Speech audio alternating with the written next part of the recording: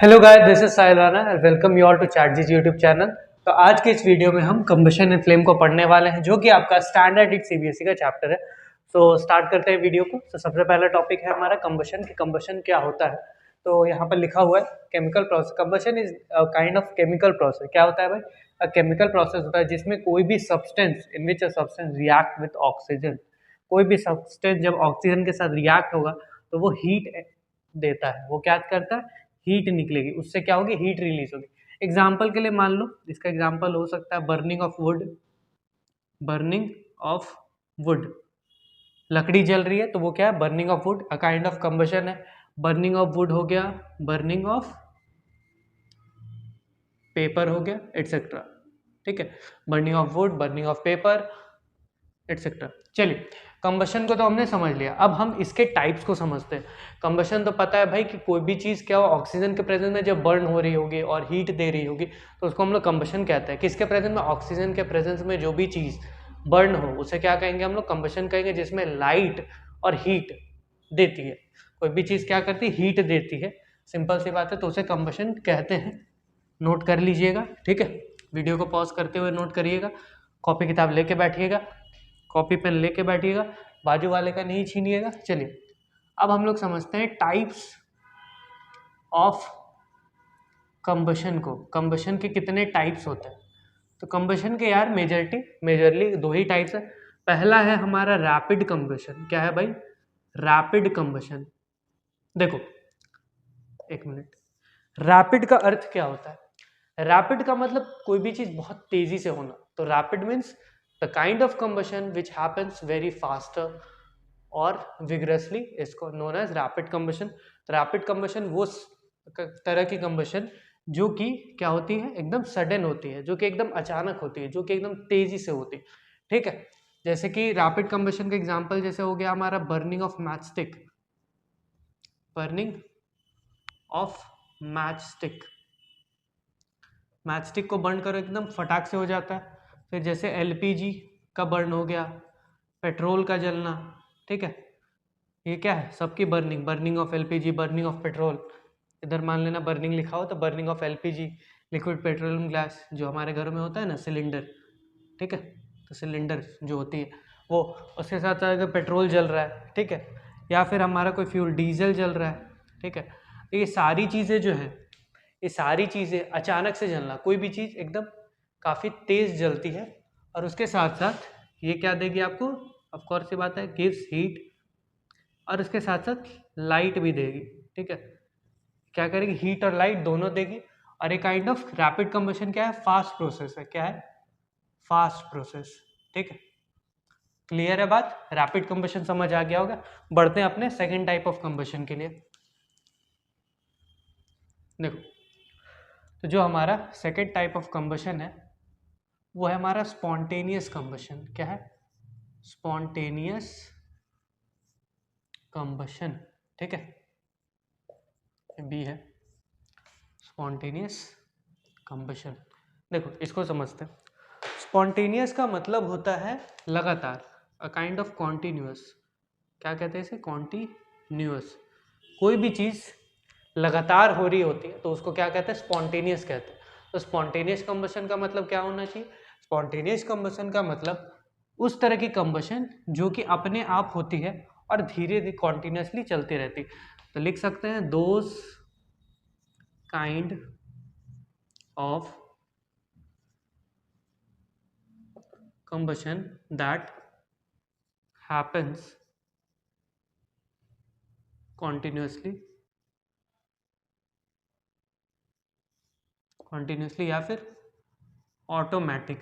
या फिर ऑटोमेटिकली, और this is a kind of slow, बहुत ज़्यादा स्लो नहीं बट स्लो प्रोसेस। ठीक है, कॉन्टिन्यूसली होती है, लगातार होती है। कॉन्टिन्यूस को अगर लिखना हो तो आप हिंदी में लिख सकते हैं लगातार चलने वाली कंबशन, धीरे धीरे चलती। कॉन्टिन्यूस या ऑटोमेटिकली होती, इनको हम क्या कहते हैं? स्पॉन्टेनियस कंबशन कहते हैं। एग्जाम्पल में हमारा होगा, क्या होगा भाई? Forest fire. क्या है? Forest fire. फॉरेस्ट फायर हमारा एग्जाम्पल हो सकता है। ठीक है, फॉरेस्ट फायर एग्जाम्पल होगा। ठीक, बर्निंग ऑफ कोल होगा, ये क्या है, स्पॉन्टेनियसली जलती जा रही है, एक बार जलाओगे जलती जा रही है, जलती जा रही, जलती जा रही, स्लो प्रोसेस है, ठीक है। स्पॉन्टेनियस कंबशन, ये लगातार जलने को हम लोग क्या कहते हैं, स्पॉन्टेनियस कंबशन कहते हैं। और इसमें स्पॉन्टेनियस हीट रिलीज होती है। हीट क्या होती है, स्पॉन्टेनियसली रिलीज होती जाती है लंबे टाइम तक। इसमें क्या होती है, हीट रिलीज इज स्पॉन्टेनियस, ठीक है। यहाँ पे हीट भी स्पॉन्टेनियसली लगातार क्या हो रही है, रिलीज होती जा रही है, ठीक है। चलिए, combustible and non combustible substance, क्या है, combustible and non combustible substance, okay.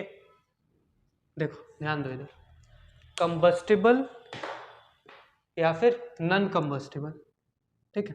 यानी कोई भी चीज जो भी है, जो भी आप अपने आसपास चीजों को देख रहे हो, तो या तो वो कंबस्टिबल होती है, कंबस्टिबल का मतलब जल, कंबशन का मतलब तो समझ के, कोई भी चीज जल रही है, ऑक्सीजन के प्रेजेंस में क्या कर रही है, जल रही है, हीट दे रही, क्लियर है बात।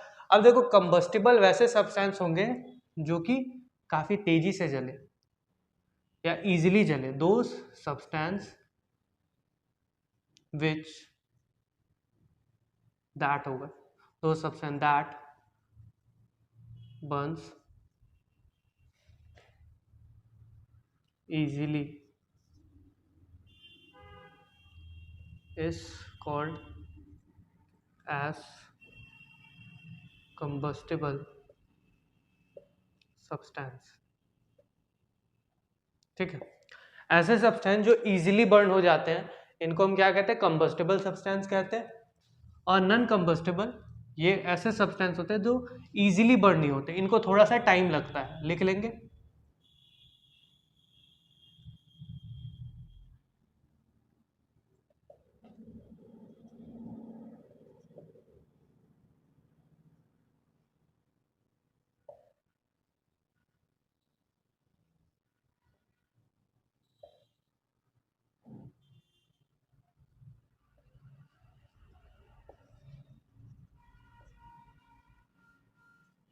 ठीक है, देखो, तो दो substances don't burn easily is known as combustible substance. ये वायर फिर से देखो, दो सब्सटेंसेस, ऐसे सब्सटेंसेस जो कि बहुत जल्दी वो बर्न नहीं होंगे, उन सब्सटेंसेस को हम लोग क्या कहते हैं, नॉन कंबस्टिबल।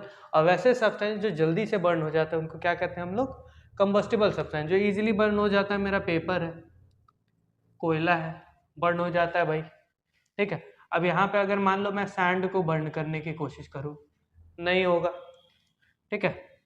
सैंड को बर्न करूंगा नहीं होगा, ग्लास को बर्न करूंगा नहीं होगा, ठीक है। तो ऐसे सब्सटेंस जो नहीं ही होंगे, पेपर हो गया, कोल हो गया, वुड हो गया, ये सारी चीज़ें क्या होती, कंबस्टिबल होती है, ठीक है। ये सारी चीज़ें क्या होती, कंबस्टिबल होता है, ये सारी चीज़ें कंबस्टिबल नहीं होंगी, दे आर नॉट, इसीलिए तो इन्हें नॉन कंबस्टिबल सब्सटेंस कहा गया। अगर होती तो कंबस्टिबल क्यों नहीं कहते। सैंड आप जलाओ, जलेगी फटाक से, नहीं जलेगी, जलेगी ही नहीं। तो कंबस्टिबल यानी जो सब्सटेंसेस इजीली या फिर जल जाते हैं, उन्हीं को हम क्या कहते हैं, कंबस्टिबल। जो सब्सटेंस नहीं जलते उन्हें हम क्या कहते हैं, नॉन कंबस्टिबल। क्लियर है, चलिए टॉपिक है फ्यूल। फ्यूल क्या होता है, देखिए, हम लोग जानते हैं कि गाड़ी में फ्यूल खत्म होना, यानी कि पेट्रोल का खत्म होने को कहते हैं कि पेट्रोल खत्म हो गया, फ्यूल खत्म हो। तो फ्यूल को तो हम लोग जानते हैं। तो देखो, तो ऐसे सब्सटेंसेस, तो फ्यूल क्या होगी, वो उन सारी सब्सटेंसेस होंगी जो आपको यूजेबल अमाउंट ऑफ हीट दे जब भी वो कंबशन करे। whenever these substances get combusted, whenever these, लिख लो, substances gets combusted,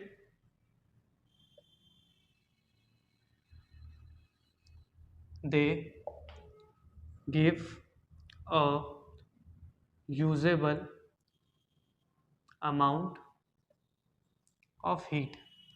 देखो, हीट तो दे रही है but usable amount of heat, यानी कि उस हीट से मेरा कोई ना कोई काम हो जाएगा। तो ऐसी चीजें क्या है, फ्यूल है।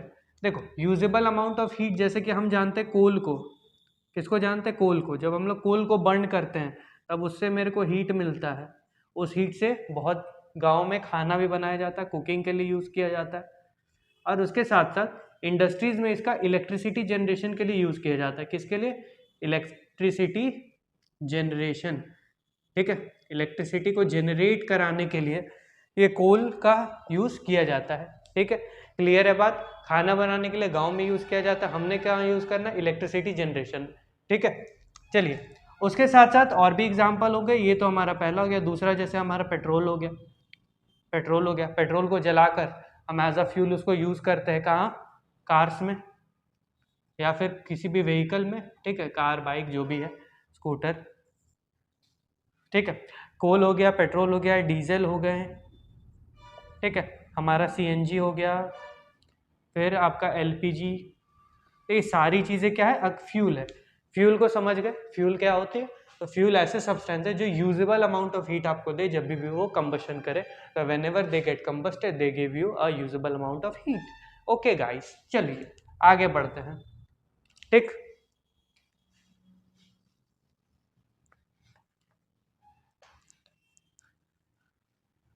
अब देखिए, फ्यूल्स के अगर टाइप्स को जानेंगे, फ्यूल के अगर टाइप्स को जानते हैं, जानने के प्रयास करते हैं, तो टाइप्स में आपका देखिए, ये तो नया तो एक नेचुरल होता है। नेचुरल्स में आपके सारे बेसिकली फॉसिल फ्यूल्स आते हैं। क्या आते हैं? फॉसिल फ्यूल्स, ठीक है। तो या तो वो फॉसिल फ्यूल्स हो सकता है, फॉसिल फ्यूल्स जैसे कि आपका हो गया कोल, पेट्रोलियम, ठीक है। कोल और पेट्रोलियम हो गया, और साथ साथ नेचुरल गैस, नेचुरल गैस। और इन्हीं तीन चीज़ों पर पूरी इंडस्ट्री यूज़ काम कर रही है। उसके साथ साथ कुछ कुछ आर्टिफिशियल फ्यूल, जैसे कि हमारा जो प्रोपेलेंट होता है, प्रोपेलेंट जो कि एयरप्लेन में यूज़ किया जाता है। किस में यूज़ किया जाता है? एयरप्लेन में। एयरप्लेन को उड़ाने के लिए यूज़ किया जाता है, ठीक है। तो प्रोपेलेंट एयरप्लेन में यूज़ किया जाता है, ये भी एक फ्यूल है। तो फ्यूल्स या तो नेचुरल हो सकता है या फिर second type of a kind of artificial, ठीक है। आर्टिफिशियल जो कि प्रिपेयर किया जाए, जो कि प्रिपेयर्ड हो, प्रिपेयर्ड बाय वी ह्यूमंस, ठीक है। हम लोग उसको प्रिपेयर करते हैं, बट प्रिपेयर भी हम लोग नेचुरल चीज़ों से ही कर रहे होते हैं, आर्टिफिशियली उसे बनाते हैं, बट नेचुरल चीज़ों का भी यूज़ करते हैं, ठीक है। प्रोपेलेंट हो गया आपके नेचुरल में, फॉसिल फ्यूल्स वगैरह जो भी हो गए। और देखिए, ये जो टाइप्स ऑफ फ्यूल्स या आपके जो भी फ्यूल्स है वो सॉलिड्स में भी यूज हो सकते हैं, वो सॉलिड फॉर्म में भी हो सकते हैं, लिक्विड फॉर्म में भी हो सकते हैं, और गैसियस फॉर्म में भी हो सकते हैं, ठीक है। सॉलिड फॉर्म में क्या हो गया? कोल हो गया हमारा, उसके साथ साथ वुड हो गया, ठीक है। वुड हो गया, लकड़ी, ठीक है। लकड़ी, लकड़ी, हाँ, लकड़ी को जलाना है, ठीक है। चलिए, नेचुरल समझ आ गया, आर्टिफिशियल्स, ठीक है। और ये तीनों स्टेट्स में मतलब रहते हैं जो भी हमारा फ्यूल होगा। चलिए आगे बढ़ते हैं। अब हमारा जो टॉपिक है वो है इग्निशन टेम्परेचर। क्या है?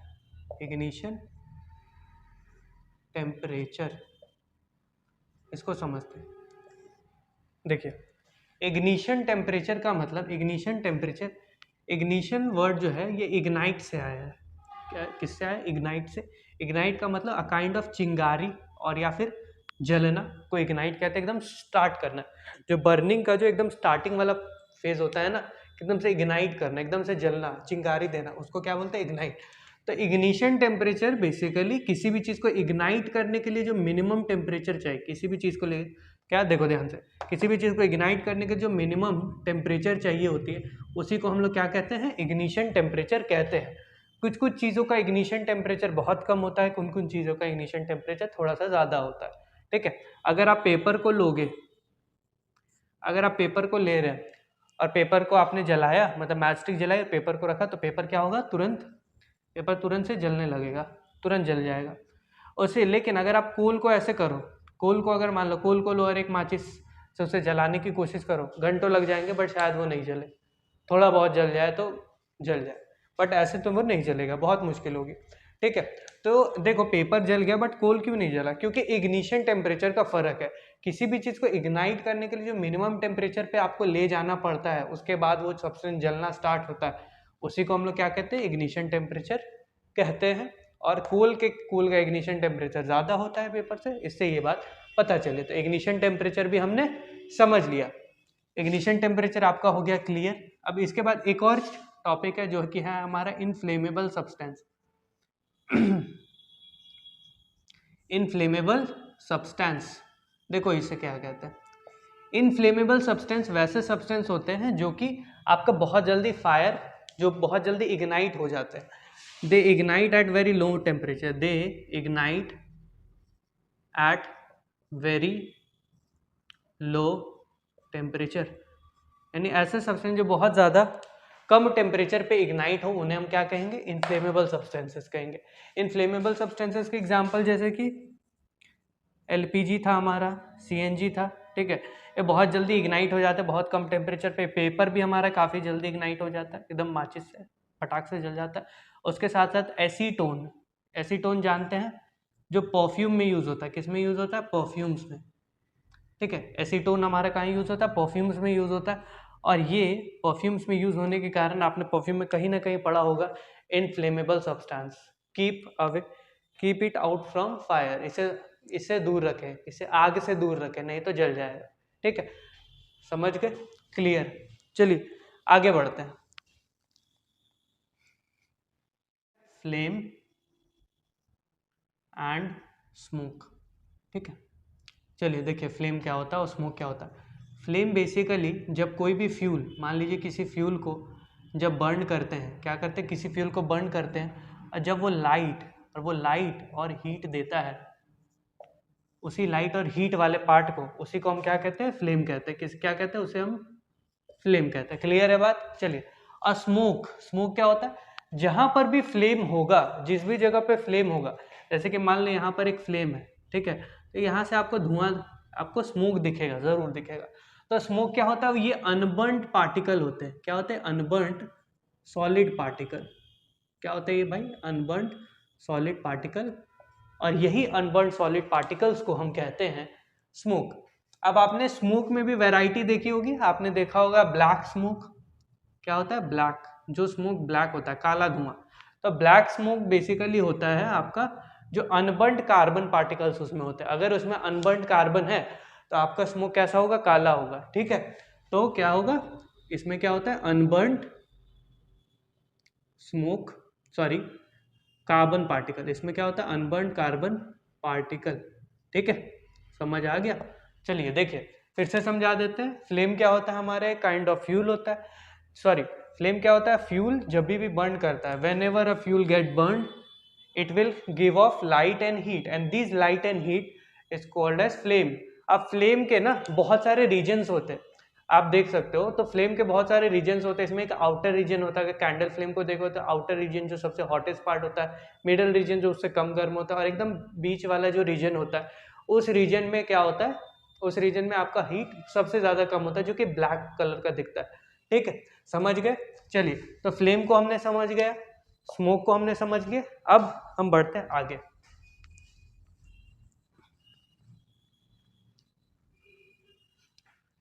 अब जो हमारा टॉपिक है वो है मैचस्टिक का, मतलब मैचस्टिक किस तरह से बर्न होती है। तो ये अब हम समझते हैं बर्निंग ऑफ मैचस्टिक, ठीक है। तो बर्निंग ऑफ मैचस्टिक किस तरह से होती है, तो देखो मैचस्टिक को अगर देखोगे तो ये जैसे कि मान लो मैंने मैचस्टिक, ये रहा मैचस्टिक का स्टिक, और ये रहा उसका वो पार्ट, रेड वाला पार्ट, जो कि क्या होता है, जिसे हमको घिसना है, जिसे हमें क्या करना है, घिसना है। तो जैसे कि यहाँ पर वो जगह है, ये वही है जिस पर आप क्या करोगे, इसे घिसने वाले हो, ठीक है। थोड़ा बढ़िया से बनाते हैं।